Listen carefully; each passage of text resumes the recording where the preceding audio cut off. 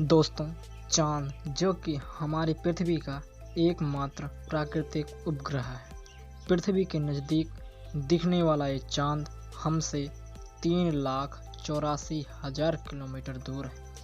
चाँद पर मनुष्य ने सबसे पहले 20 जुलाई 1969 को पहला कदम रखा था और हमने ये साबित कर दिखाया कि अब हम केवल एक दुनिया तक सीमित नहीं हैं।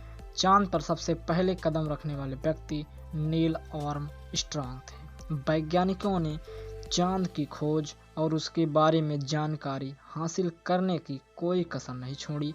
मगर दोस्तों, आपके दिमाग में ये सवाल उठ रहा होगा कि आखिर चंद्रमा की दुनिया कैसी है? क्या चंद्रमा पर इंसान जिंदा रह सकता है? क्या वहाँ पर आने वाले समय में जीवन संभव हो सकता है? आखिर वह कौन सी वजह है कि अब वैज्ञानिक चाँद पर नहीं जा रहे हैं? तो चलिए दोस्तों, चाँद के बारे में आपके दिमाग में जो भी सवाल उठ रहे हैं उसका बड़े ही सटीक अंदाज में जवाब तलाशते हैं। नमस्कार दोस्तों, मैं हूं आपका दोस्त संदीप। आप देख रहे हैं अमेजिंग मिस्ट्री यूट्यूब चैनल। हम आपको अंतरिक्ष के रहस्यों के बारे में सटीक नॉलेज प्रोवाइड कराते हैं, तो एक सब्सक्राइब तो बनता है। दोस्तों, सबसे पहले हम चाँद की उत्पत्ति से शुरुआत करते हैं। पृथ्वी के पास चाँद कहाँ से आया? समय था लगभग आज से 4.5 अरब वर्ष पहले। उस समय हमारी पृथ्वी को बने कम ही टाइम हुए थे। तभी हमारी पृथ्वी के साथ एक ऐसी घटना घटी जिसने काफ़ी हद तक पृथ्वी को बदल कर रख दिया। उस समय अंतरिक्ष का एक हमलावर पृथ्वी को तबाह करने की फिराक में था। उसका आकार मंगल ग्रह जितना था। वह 15 किलोमीटर प्रति सेकंड की रफ्तार से पृथ्वी की ओर बढ़ रहा था। इसी तेज रफ्तार के साथ थिया नाम का उल्का पिंड हमारी धरती से टकरा जाता है। इस पिंड की टक्कर की वजह से हल्के पदार्थों के बने टुकड़े अंतरिक्ष में बिखर गए। बाद में ये ग्रेविटी की वजह से इकट्ठे होकर इन्होंने एक विशाल पिंड का निर्माण किया।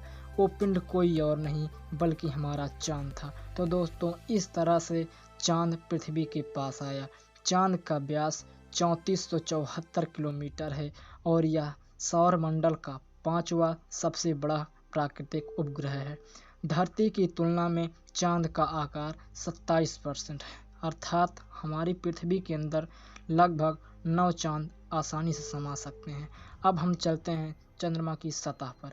जब आप चंद्रमा की ज़मीन पर खड़े होकर देखेंगे तो आपको चंद्रमा की ज़मीन ऊबड़-खाबड़ नज़र आएगी। दोस्तों, चाँद की ज़मीन गड्ढों से भरी हुई है। दोस्तों, चाँद की ज़मीन को सबसे पहली बार 1959 में टच किया गया था। 13 सितंबर 1959 को सोवियत संघ के मून मिशन लूना 2 ने पहली बार मानव निर्मित कोई यान चंद्रमा की सतह पर उतारा था।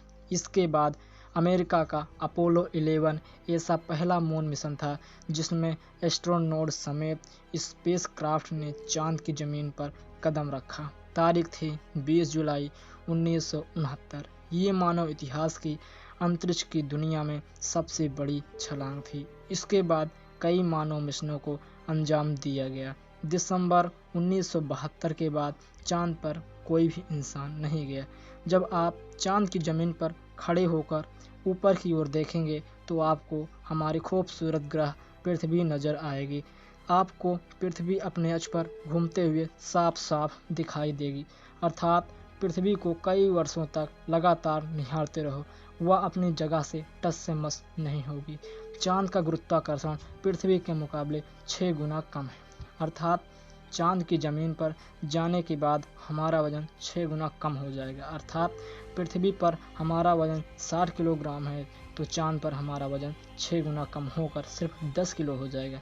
इसी कारण नील आर्मस्ट्रांग चाँद पर जब चल रहे थे तब वे उछल उछल कर चल रहे थे, क्योंकि दोस्तों, चाँद पर पृथ्वी की तरह चल पाना संभव नहीं है। चाँद पर नील आर्मस्ट्रांग और उनके साथियों के कदमों के निशान आज भी मौजूद हैं, क्योंकि वहाँ हवा न होने की वजह से ये निशान कभी मिट नहीं सकते। इसके साथ ही चाँद की ज़मीन पर 96 बैग पड़े हैं जो कि चाँद पर गए अंतरिक्ष यात्रियों ने फेंकी हैं, जिसमें उनके मल मूत्र और उल्टियाँ हैं। जब अंतरिक्ष यात्रियों के यान उतरकर पृथ्वी पर आए थे तो वे अपने साथ चांद की ज़मीन से कुल मिलाकर 296 चट्टानों के टुकड़े लेकर आए थे, जिनका वजन 382 किलोग्राम था, ताकि वे इस पर शोध करके चांद के बारे में अधिक से अधिक जानकारी प्राप्त कर सकें। अब बात कर लेते हैं चांद पर दिन और रात के बारे में। चांद को पृथ्वी का एक चक्कर लगाने में करीब 27.3 दिन लग जाते हैं और ये अपने अक्ष पर लगाने में भी इतना ही टाइम लेता है। यही कारण है कि एक बार हमें चांद का एक ही भाग नज़र आता है, इस भाग दूसरा भाग छिपा रहता है, क्योंकि वहाँ पर सूर्य की रोशनी कभी नहीं पहुँचती है। वहीं चांद का एक दिन पृथ्वी के 14 दिनों के बराबर होता है और रात भी लगभग इतनी ही बराबर होती है।